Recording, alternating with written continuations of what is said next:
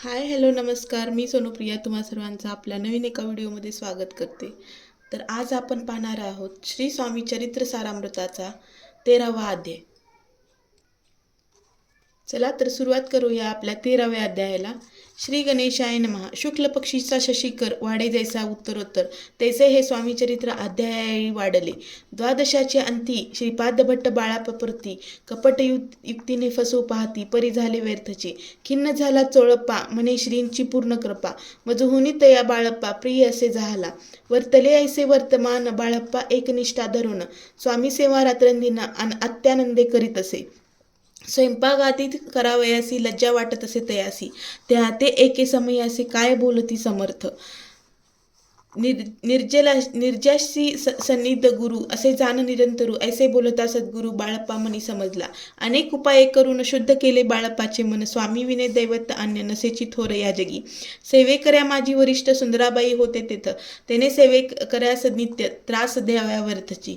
नाना प्रकार बोलो न करी सर्वांचा अपमान. परी बाळप्पावरी पूर्ण विश्वास होता तियेचा. परे कोणी एके दिवशी मध्यरात्रीच्या समयाशी लघुशंक लागता स्वामीसी बाळप्पा ते उठविले. धरुनिया करी घेऊन गेले बाहेरी. पाहून या ऐशी परी बाई अंतरी कोपली. म्हणे याने येऊन स्वामी केले आपणा अधीन. माझे गेले श्रेष्ठपण अपमान झाला. तैपासून बाळप्पाशी त्रास देत अहर्निशी. गाराने सांगता समर्थ अशी बाई ते शब्द ताडिती. अक्कलकोटी श्री समर्थ प्रथमता ज्यांचे घरी घेत तो चोळप्पा विख्यात. स्वामी भक्त झाला एक तपपर्यंत स्वामी सेवा तो करीत. तयांसी द्वादशा बहुत असे संप्रत लागली. दिवाळीचा सण येत राजमंदिराजी समर्थ राहिले असता आनंदात वर्तमान वर्तले. कोण्या भक्ते समर्थासी अर्पिले होते चंद्रहारासी. सणानिमित्त त्या दिवशी अंगावरी घालावा.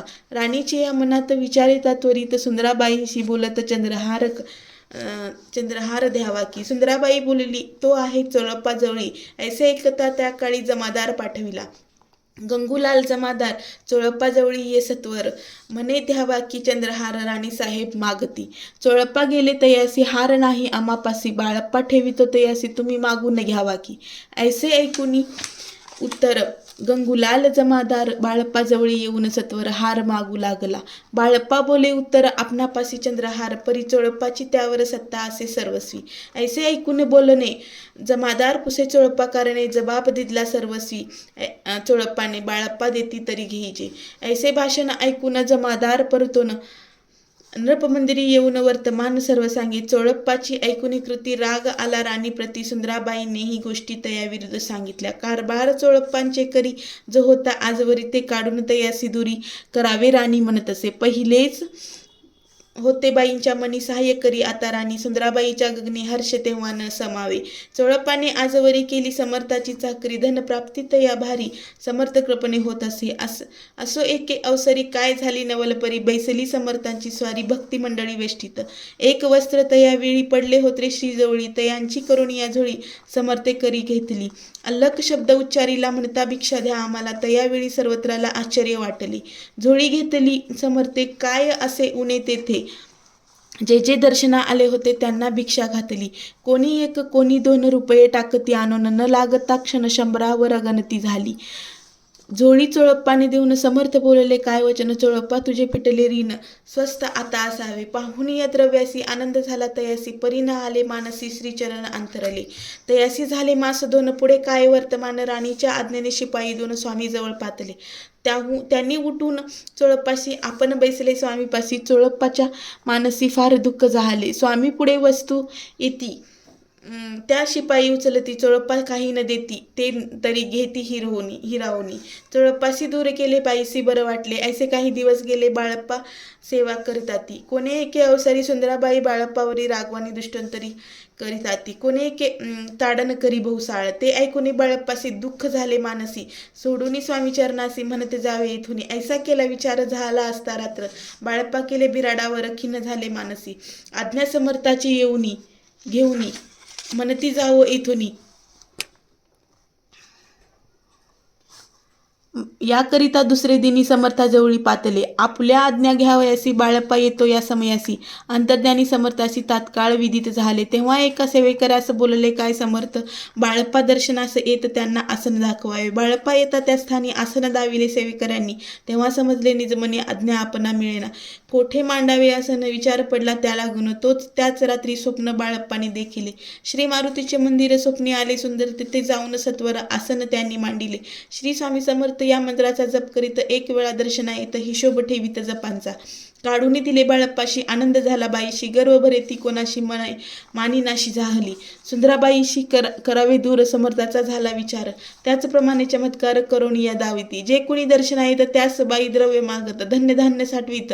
ऐसा प्रकारे करून बाईची कृत्ये दरबारी विदित केली थोरी थोरी. बाईंनी राहावे दुरी श्रीचरणापासून. परी प्राणीची प्रीती बाईवरी बहुत होती. या कारणे कोणाप्रती ध्येय काही होईना. अक्कलकोटी त्या अवसरी माधवराव बर्वे कारभारी. त्यासी हुकुम झाला सत्वरी बाईसी दुरी करावे. परी राणीसी भिवून तैसे न केले. तयानी समर्थ दर्शनासी एके दिनी कारभारी पातले. तयासी बोलती समर्थ कैसा करिता कारभार. ऐसा ऐकून या उत्तर बर्वे मनी समजले. मग त्यांनी त्याच दिवशी पाठविले फौजदारासी. कैद करून या बाईसी आणावे म्हणती सत्वर. आज्ञेप्रमाणे सत्वर बाईसी बांधी करून या फौजदार. बाई करी शोक फार घेत उर बडवून. फौजदाराशी समर्थ काही एक न बोलत. कारकिर्दीचा अंत ऐसा झाला बाईच्या. स्वामीची या सेवेकरिता सरकार तुनी तत्वता. पंचने मुनी व्यवस्था केली असे न प्राय. मग सेवा करावयासी घेऊन गेले बाळप्पासी. म्हणती देऊ तुम्हासी पगार सरकार तुनी. बाळप्पा बोले ते यांसी द्रव्याशा नाही आम्याशी. आम्ही निर्लोभ मानसी स्वामी सेवा करू की. बाळप्पाचा जप होता पूर्ण एक भक्तास सांगून. करविले श्रीने उद्यापन हिशोब जपांचा घेतला.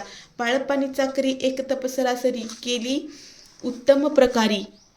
समर्था ते प्रिय झाले. अक्कलकोट नगरात अद्यापी बाळप्पा राहत. श्रीपादुकांची पूजा करीत निरोहुनी राहुनी. जे जे झाले स्वामी भक्त त्यात बाळप्पा श्रेष्ठ. तयावरी श्री समर्थ करीत होते प्रेम बहु. ऐसे बाळप्पाचे चरित्र वर्णिले असा संकलित. श्री स्वामी चरित्र सारामृतात चरित्र सार घेतले.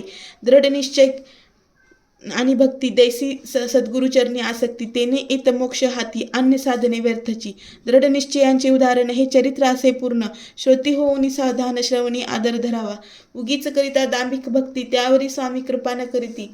सद्भावे जे नमस्कारिती त्यावरी होती कृपाळू. पुढले अध्यायी सुंदर कथा ऐका श्रोते देऊनी चित्तात. जेणे निवारे सर्व व्यथा पापराशी दग्ध होती. अक्कलकोट निवासी या जयाजी स्वामी राया. रात्रंदिन तुझ्या पाया विष्णू शंकर वंदिती. इति श्री स्वामी चरित्र सारामृत. नाना प्राकृत कथा संमत. सदा भक्त परिसोत त्रयोदशाध्याय गोढा. इति श्री स्वामी चरित्र सारामृत त्रयोदशाध्याय. श्री स्वामी चरणार्पण शुभम भवतु. अशा प्रकारे आपला 13वा अध्याय संपलेला आहे. तर 13व्या अध्यायाचा कथासार याप्रमाणे आहे. बाळप्पाच्या वाढत्या प्रभावामुळे श्री स्वामींच्या सेवेकऱ्यामधील अनेक जण नाराज झाले होते आणि विविध युक्त्या प्रयुक्त्या काढून बाळप्पांना श्री स्वामी सेवेपासून दूर करण्याचा खटाटोप करू लागले. याविषयीचा कथाभाग मागील अध्यायात आलेला आहे. त्यास अनुसरून अध्यायाचा पुढील भाग ग्रंथकाराने वर्णिलेला आहे. बाळप्पा मूळचे गृहस्थाश्रमी असल्यामुळे त्यांना काही सेवा करताना लाज वाटत असे. तेव्हा श्री स्वामींनी तसे प्रसंग वारंवार बाळप्पावर ओढून त्यांना लज्जारहित केले.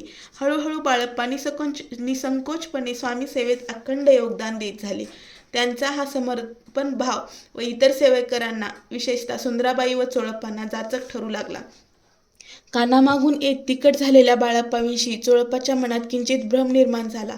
तर एका मध्यरात्री श्री स्वामींनी बाळप्पांना उठून काम सांगितलेल्या अकारण वाद निर्माण करून सुंदराबाई रागावली. त्यातच कुण्या एका भक्ताने श्री स्वामींना चंद्रहार अर्पण केला होता. त्याची व्यवस्था कोणाकडे आहे यावरून वाद निर्माण झाला आणि हे प्रकरण राजदरबारापर्यंत गेले. सुंदराबाईचे राजघराण्यातील राणीसाहेबांशी सख्य असल्यामुळे चोळप्पाकडील सेवकऱ्यांची जबाबदारी काढून घेण्याचा आदेश तिने काढविला. बाळप्पाविषयींच्या तिच्या मनात आकस पाहून श्री स्वामींनी बाळप्पांना सेवामुक्त करून जप करण्यास बसविले व अनपेक्षितरित्या सुंदराबाईची कारकीर्द संपुष्टात आणली. पुढे बाळप्पाच्या स्वामी सेवेत कायमस्वरूपी स्थिर कसे झाले यांचे सातत्य वर्णन या अध्यायात केले आहे. अशा प्रकारे आपला 13वा अध्याय संपलेला आहे. सर्वांना श्री स्वामी समर्थ.